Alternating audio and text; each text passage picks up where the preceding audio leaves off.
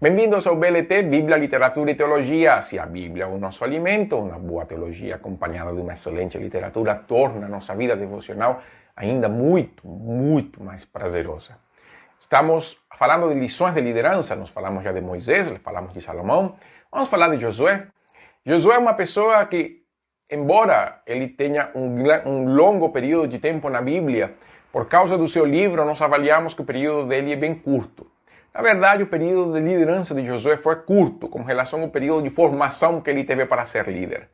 Josué liderou aproximadamente por 15, 20 anos a nação de Israel, e ele teve pelo menos 40 anos de formação de liderança. Como sabemos isso? Justamente porque Josué era o auxiliar de Moisés. A Bíblia mostra em Êxodo, já bem no comecinho, no comecinho da saída de Israel do Egito.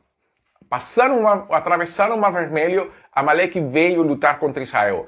Quem liderou o exército? Josué, filho de Nun.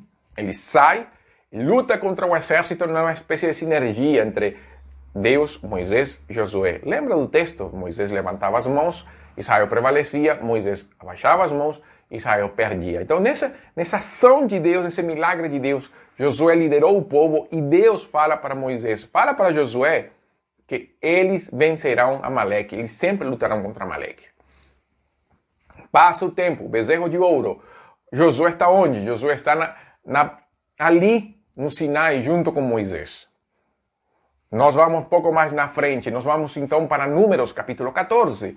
Ali então são o estabelecimento dos espiões para visitar a terra. E Moisés então coloca Josué para ir também e olhar a terra.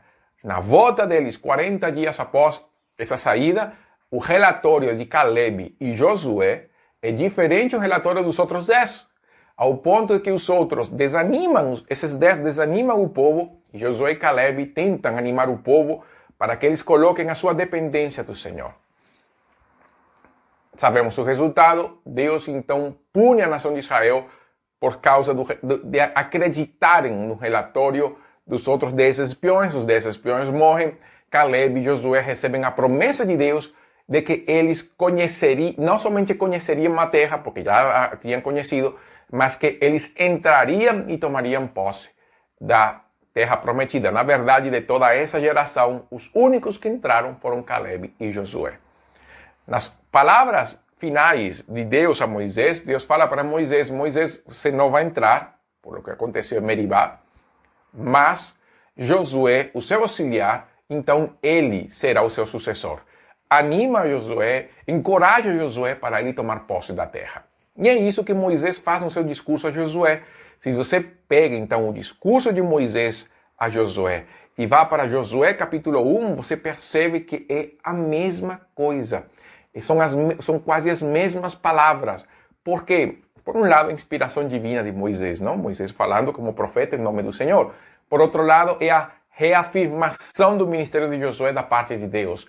Josué não era um garoto. Em Josué capítulo 1, ele poderia ter entre 80 e 90 anos. Não era menino, não. Como nós tiramos essa idade?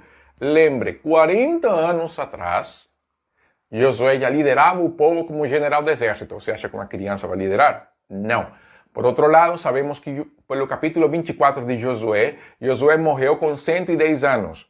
E a campanha, então, demorou 15 a 20 anos. Então, é só fazer uma restinha básica, você vai saber que vai dar 90, 85, dependendo do período de tempo que demorou para conquistar a terra e ele morrer. Então, era um idoso, bem idoso. E mesmo assim, Deus encoraja Josué, por quê? Porque Josué precisava do direcionamento divino. E essa é a lição de liderança de Josué.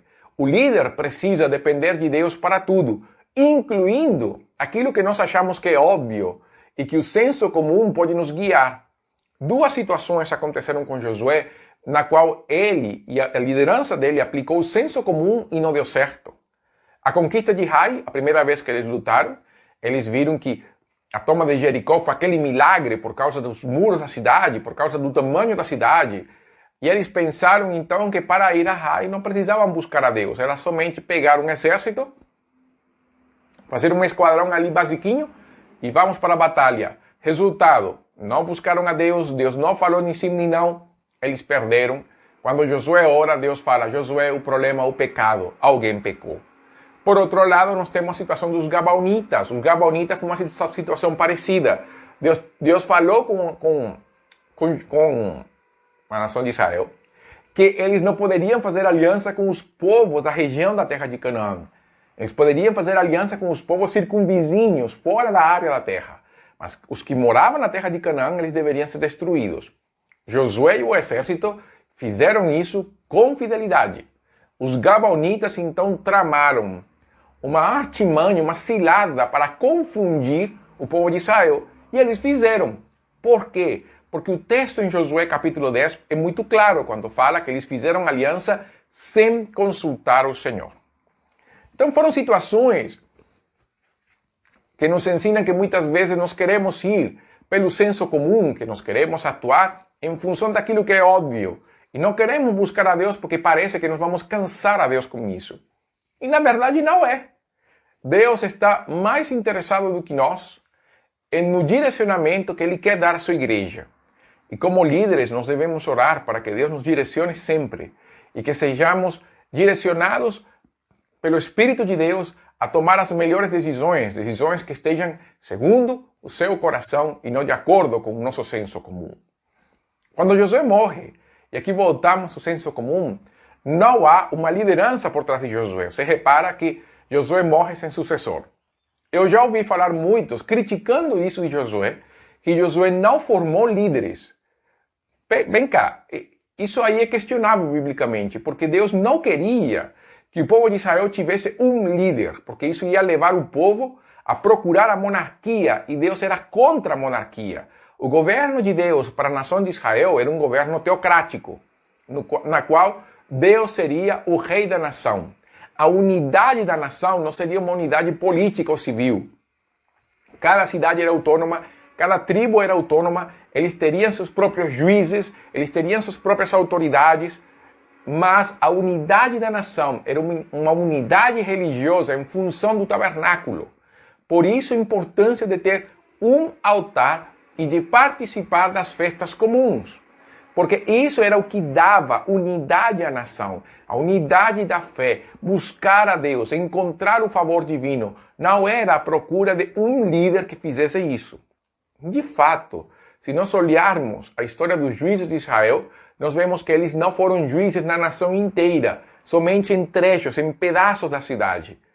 Da cidade não, da nação, que é isso, da cidade, da nação inteira. Por quê? Porque o juiz ia se levantar para resolver situações extremas em momentos extremos. Fora disso, Israel viveria numa autonomia política, por dizer dessa maneira, porque Deus seria o rei. Então, haveriam os juízes, que representariam o poder civil, e os sacerdotes, que representariam o poder religioso. Tudo sob o domínio soberano do Senhor. Então, nós não estamos falando de decisões.